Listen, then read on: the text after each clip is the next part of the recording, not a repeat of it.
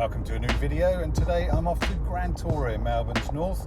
They're the Ford GT specialists. Last time I visited they were in the midst of restoring an XB Coupe and XA sedan. There's something rare and quite colourful up on their hoist according to their social media, so I'm popping along now to check up on those restorations and bring you some video of this new beauty I'm sure you're going to enjoy.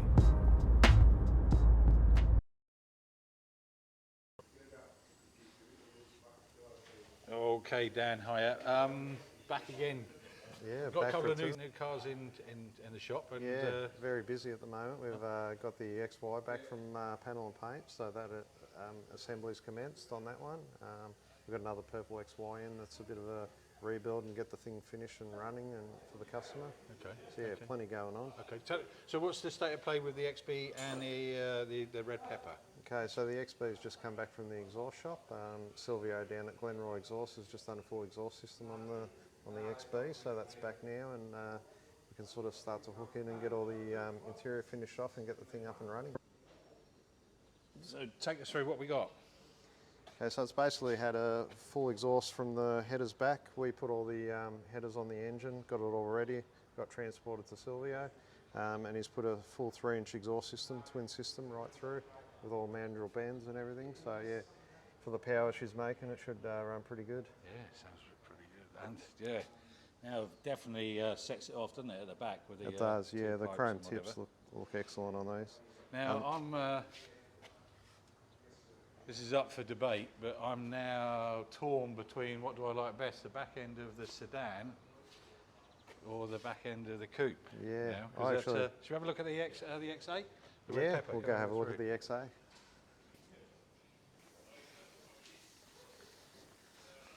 So the XA's also had the full exhaust system, but this engine in this one's fairly mild. It's just a bit of a cruiser, this one. It's not really a high performance rebuild or anything. Yeah. So now, it's always been sort of questionable for me, just coming here, that sloping back end. We just don't, and I can remember, dare I say it, a Vauxhall Viva, which would probably be a Tirana. Yeah. Back having that sort of sloped back end, and maybe the Mark III Cortina. Yeah. With the Coke bottle, would it have had a sloped? Yeah, it's definitely that early 70s styling. It's definitely changed from the earlier, what we call a box car. Right. You know, the XY is more square and robust, whereas well, we'll come the to XA that and XBs, the lines are all refined and they're a bit more curvy. Yeah. Did it ever get termed the Coke bottle look over here? I'd say the Coupe's probably more the Coke bottle look with the big rear end on them. Yeah. And the quarter panels. But yeah, I'm certainly just at the whole light business at the back. Although you do miss the 351 in the middle, which is pretty cool. Yeah, you do. Yeah, it is. It is definitely. Okay, so a bit of a special build going over in the corner with the yellow ochre. Yeah, we'll go have a look at the yellow ochre XY. This car come to us a while ago, and we did the full body and paint on the car. This car had a unique history. It was tucked away in a shed for many years, and it ended up going to auction. The owner passed away, and that's the only reason the car came up for sale. So it went through Shannon's auctions, got auctioned off, and back in the day when this was sold through the auctions, it was quite a high asking price for the car, what it went for. It was sort of up the top where they were. Right. But the owner, when he's seen it, he wanted it and thought, I can't miss out on this. Did he have a special, did he have a link to it? Did he have to have it because his dad had one or anything like that? No, he's got a couple of cars, so he's always liked them, and it was just something that he wanted. Right. And I think the most appealing option on this car is the factory wind-back sunroof. Oh, great, yeah. Yeah, which is a very desirable option. You don't, very popular in the day, or just? There were some cars, but obviously at the time it's quite expensive. Yeah, I was going to say, I'm not even sure. That might be my first. Yeah, so they were made by Goldie back in the day. Sorry, what the cassette? The full sunroof. So it's basically comes up from underneath, and they cut the roof out and then fold the roof over and spot weld it all in. So did you say it's factory? Yeah, it's factory ordered with a sunroof. Yeah. Right. Okay. So and there was a company outside of Ford that made them for them. Yeah, so Goldie made sunroofs for cars all around the world, even the Porsches and all that sort of stuff. Oh, really? Right, okay. It's a name, background I'm not aware of. Yeah. Okay, so yeah, I can see, so the work has begun. This is all your specification that's back to factory with the all spray. the factory overspray. Yeah. So this is how they're all painted from factory. That's Which most painters now would try and paint the full door and get coverage everywhere, but they weren't like that back in the day from the factory. Right. So we're trying to replicate what they did back then. Yeah. Even down to, you'll see, don't know if you can pick it up on the camera, but the peel in the paint. Yeah, absolutely. Which most of the cars now, they're trying to flat rub them and get them as shiny as possible. But any particular light? Sorry. No, I can't pick it up, I don't think. It's probably hard to pick up, but you may it's there, see. viewers. I can see. Yeah. But even though that's going to be under a door card, it's still still trying to replicate it the way it was. Yeah, that's pretty cool. Yeah. Okay. Anything else that's particularly special about this? Probably one of the good things about this car is that the interior, because it had been stored so long out of sunlight and everything, it had a really good interior in the car. So we've tried to retain the full original interior. Right. So even down to this top crash pad. Right. That's an original one. Sorry, just explain again where it was kept. It was put away and then. Yeah, it was in the shed for many years. It was last registered in, I think, 1989. Right. So it got tucked away from then. Okay. So that's why the whole interior is in really good condition. Even the door cards, everything. Yeah. Is that the same sort of age? Oh, the same sort of time as that one that's up in Sydney that had to be lifted out over the trees and that. Yeah, the XA. Yeah. That was an XA, was it? Yeah. Right. Yeah. Yeah. No, I'm seeing that video. Okay, so what stage are we at? What are you actually doing at the moment? Okay, so the next step. So I've just pulled out the wiring loom. We're ready to install this. So the full loom has all been all gutted out and a lot of the wires replaced, but we retain all the factory. You see all the original colours and everything on the wires with all the traces. Yeah. And we use all the genuine plugs and put the factory, all the part number tags, everything goes back on them. Japan? Yeah, they're actually, some stuff was made overseas. Right, okay. So, that's all brand new fuses. It's all, everything's redone in it. All the terminals detailed. Oh, wow. So it gets fairly extensive Sorry, to... Just get a bit of focus on Yeah, sure. Gets fairly extensive into the detail we try and go to with these cars. And so who's that sent off to? You got somebody? Yeah, our auto doing that electrician. painting I used to do all the looms, but it's very time consuming, so I'm too busy assembling the cars now to have time to do all this stuff. But so I'll do all the install and all that of the loom and fit it all out and do all the wiring testing and before everything's powered up and make sure everything's going to work. Yeah, cool. Okay, so we're going to fit the wiring loom to the car. So get all the engine bay fitted out and Michael's going to pull all the loom through. I'll feed it through from under the dash and we'll get it all in. Great stuff. Ready to go, Vic? Let's go.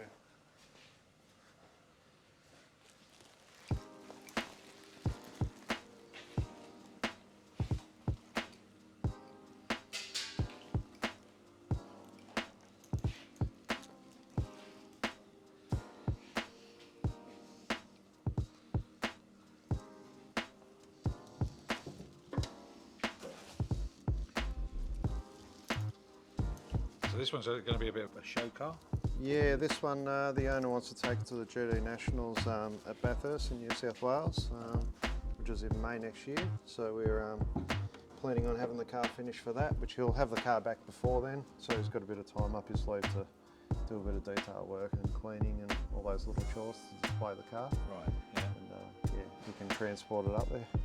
So we're just going to start feeding this loom through for on Mick's side. So we'll go through this hole here where the main loom feeds in.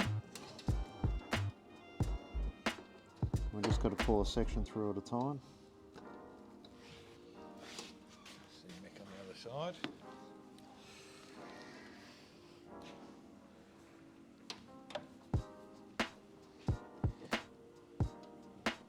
That's one of the biggest plugs that I've got to go through, just for the voltage regulator on the support panel.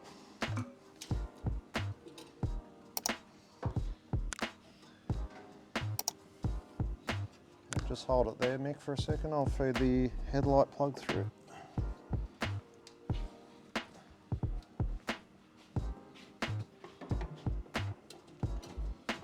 Presumably, just by the fact of the name, GT Nationals is the one the GT owner would want to win. Yeah, for me it's not necessarily about the winning side of it, it's more about just displaying the cars and people get to see them. Right. At the last Nationals I went to at Bathurst, they had approximately 400 cars there, 400, wow. which was quite a big event, and being at the track, it's the icon place where, you know, Alan Moffat and all those guys race these cars and made them famous. Just hold it there for a sec, Mick. So now we're going to feed the engine side of the loom through. So we've just got to go through in sections.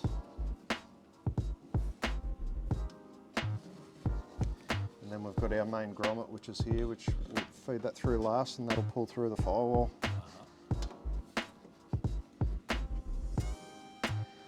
The main thing, you've got to carefully do it just so you don't nick the tape on the way through on the sides of the hole.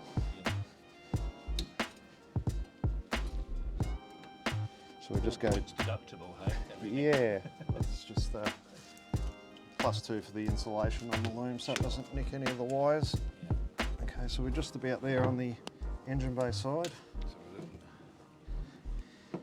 We'll feed.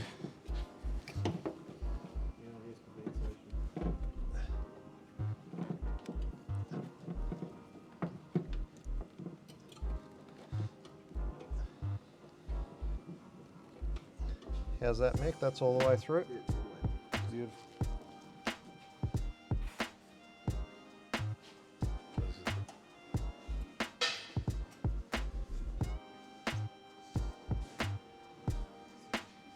The grommet's popped up. Yep. So now the next task, we've got to feed. One side of the loom runs around here and feeds through on these clips. So that powers our wide motor across and onto the engine. And then the other half comes around here, does all our voltage alternator, regulator, through the headlights and around to your horns. So it basically wraps right around the bay. Tell us about even the the screws. They're not just any screws, the nuts and bolts and what have you. They're all period correct. And we try and run on cars like this. We try and run all the genuine nuts and bolts. Don't really like to put anything aftermarket if we can avoid it. Even down to some of these loom clips, like we've refurbished the original ones and we try and pick the best ones out of our collection to reuse. It's just little things like that. Yeah. To some people it may be a bit fussy, but we like to make the cars as close to the original as we can. What was in your head 20 years ago to keep hold of those loom clips and whatever? Yeah, well back then actually, Neil used to say even stuff that was buggered is like, just throw it out, we don't need it. And I'd say, no, let's just hang on to it. I don't know why I did that back then, but... So it was your thing, really, yeah? Yeah, it was. Wow. Even stuff that was torn or whatever, I'd still just keep it. And we had the room, so we kept it and put it upstairs. And luckily we did. Who was to know back then? Yeah. It's a shame in the factory we were in, a lot of the cars we used to wreck out, we didn't have room for the body shells. We had room for the parts, but not to keep the body shells. So a lot of the body shells and everything went down to the scrap metal. And even good cars, like we used to wreck out GTs, everything, and just send them out to scrap metal.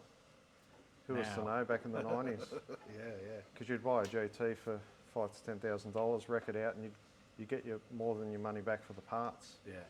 So you just think to yourself, well, we don't need to shell it, have rust in the inner and outer sills and bits and pieces, and think, oh, it's too much rust for a panel beater. But now guys are fixing stuff 10 times worse than that. Really? Jeez. Oh, well, I suppose, I mean, that's every car all around the world that's become a collectible. They would all been scrapped in the 80s or 90s and whatever. Yeah. And then that's without taking into consideration scrappage schemes. And did you have that scrappage schemes here? Not here, no. I don't believe we did. Right. No. So. Wow. Yeah. I know one guy over in the UK looking after the Ford Sierras and that RS 500s. Yeah. He's talked about sweeping up little clips and nuts and bolts that now he's searching the internet for. That's and right. Yeah. That's how it is now. But yeah, all the nuts, bolts, clips and fasteners, we kept all that stuff. Yeah. And we just had buckets and buckets of it. Right.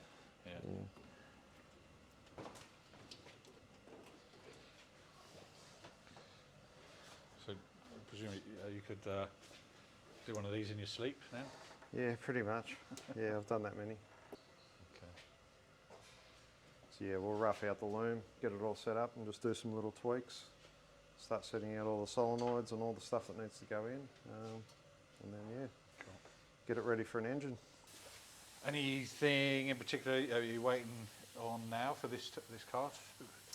We've got the majority all restored, so on this one it's only a few tedious little bits and pieces as we're going. If there's something that's not finished, we're going ahead and we'll just do those little items as we're going, so on the run. The dash is going on, but it's hold-ups in? Yeah, that'll be probably next week. We'll put the dashes in those two cars. Tell us a bit, the hold-ups on, I heard a clock even. Yeah, on the XA we're waiting on the clock. His original clock was no good, it was not salvageable, so we've had to chase up another clock. So that's the one thing, it's much easier to put it in before the dash goes in the car, so we thought we'll wait for that, and once we get that item we'll put it in the car.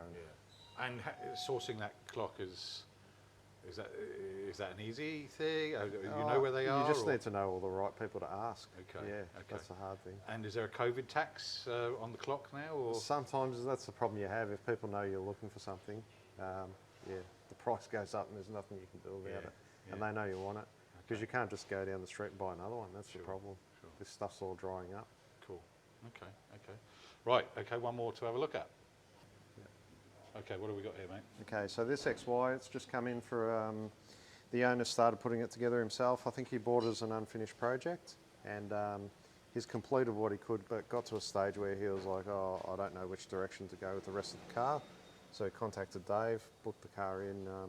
It's basically wanted the diff pulled out of it and go through the whole diff, rebuild the diff centre, just a variance of works. We've done a bit of a list on the car, what it needs, and gotten back to the customer. So we'll just work our way through, and we've got to get the car running, check all the timing and all that stuff, new exhaust system.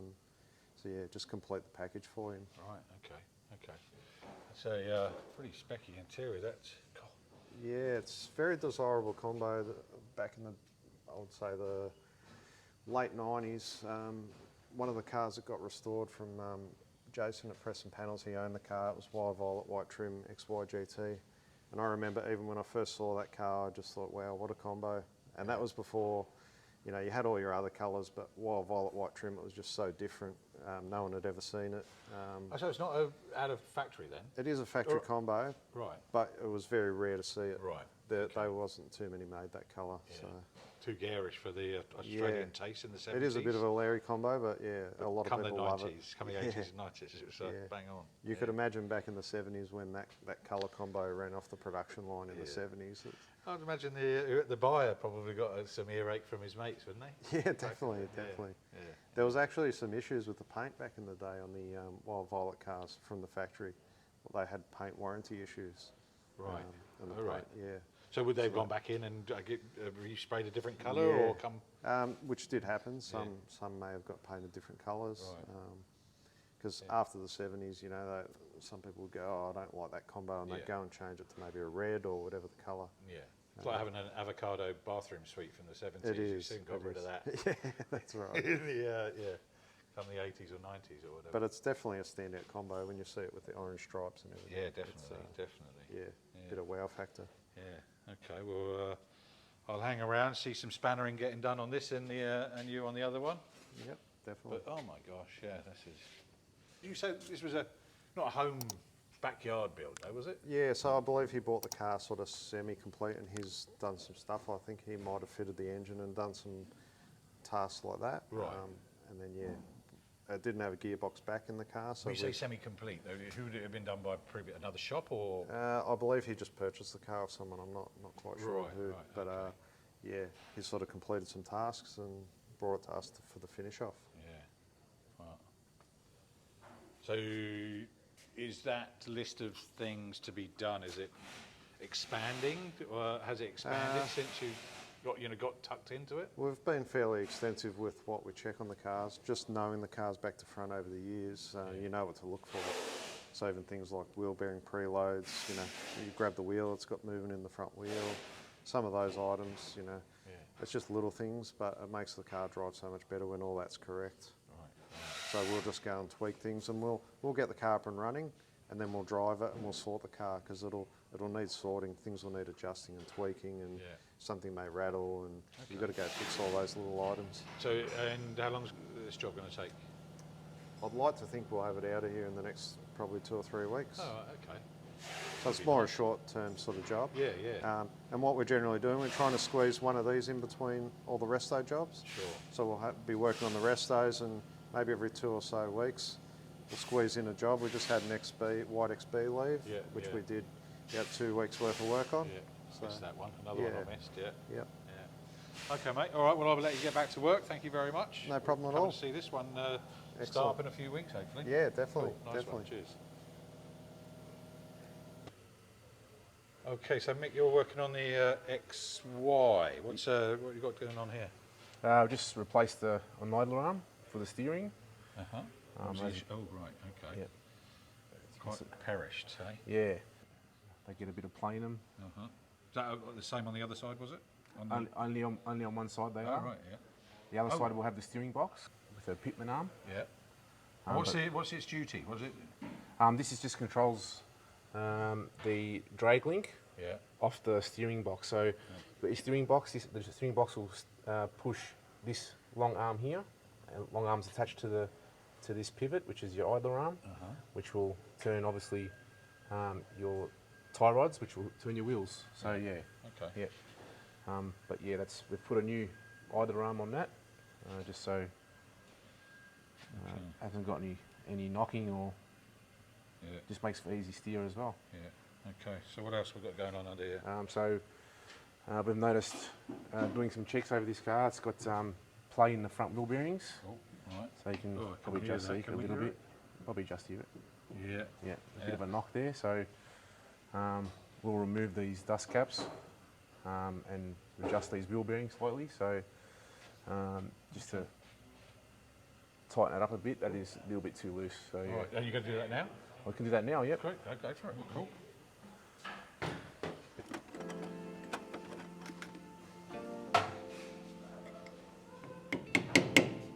So what we do is we just tap that little dust cap off.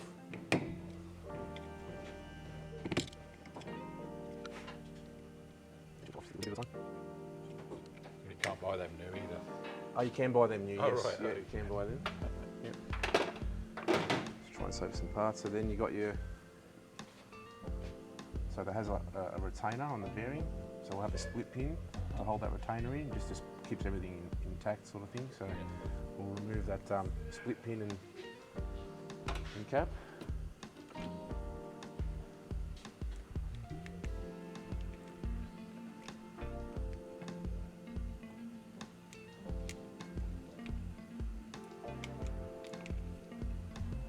So that split pin comes out, which lets you remove that retainer, which gives you a nut there. So this is what will adjust your wheel bearing. So if that's too loose, you're going to have way too much play. Should that be moving at all?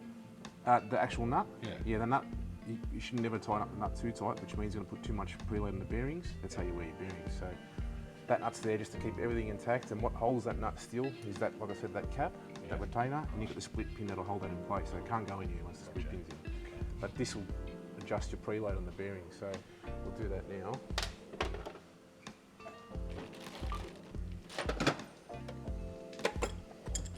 So I just use a shifter, so we know that you can even just see the disc has got a little bit of movement in it as well. So what we do is we just tighten it up so we start to feel, starting to get a bit of preload in the bearing. And as you can see, already it's stopped the movement. So I might just give it just a back off, and I'll go again. That's a lot better. So that's so much better. Yeah. So what you'll find is if you put your bearings in the car, on a fresh build, you'd go for a drive, and after a few k's you want to check them again because they'll bed in. So yeah, then you probably want to make sure they're tight again, so they do wear in. Sure.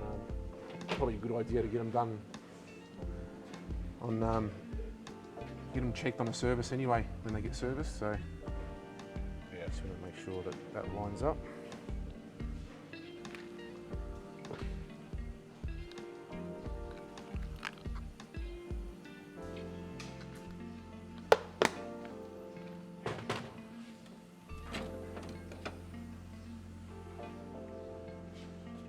So I like to use a new split pin. Might have to go a little bit smaller.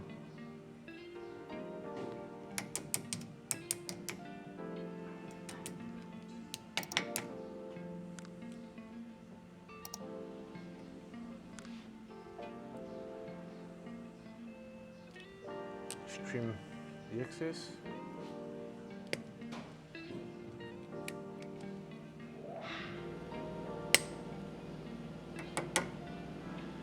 That's it.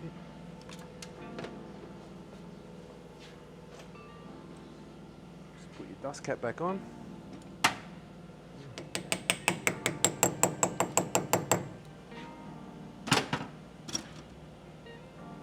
And that's it. Cool. It's all adjusted. Yeah. Okay.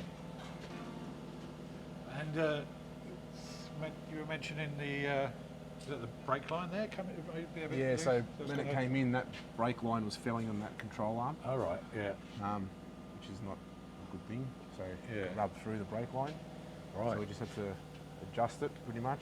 Yeah. Um, So that's enough Extend it. clearance there now. it's got enough clearance there because once the car's on the ground, Yeah. this is up, Of so course, the control yes. arm will come down. Yeah. Once the car's on the ground, that'll lift up probably Yeah. another couple of inches. Yeah. So yeah. So this is all new, all these lines and everything. Yeah. So the customer previously before they brought it to us, so from what I know, it was an unfinished car. So Yeah. he's brought it to us to finish off, but there's Yeah. some new parts on the car, some second-hand parts, but we're just trying to get it right for him for a roadworthy, and so he can get the car running and he can use it. So yeah. Nice one. Thanks very much, mate. Thank you.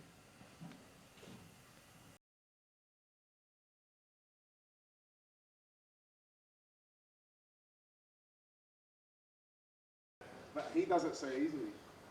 He does. Yeah. Hollywood. Well, he's well trained. He's got 3 series, 3 seasons. Hollywood does it so easily.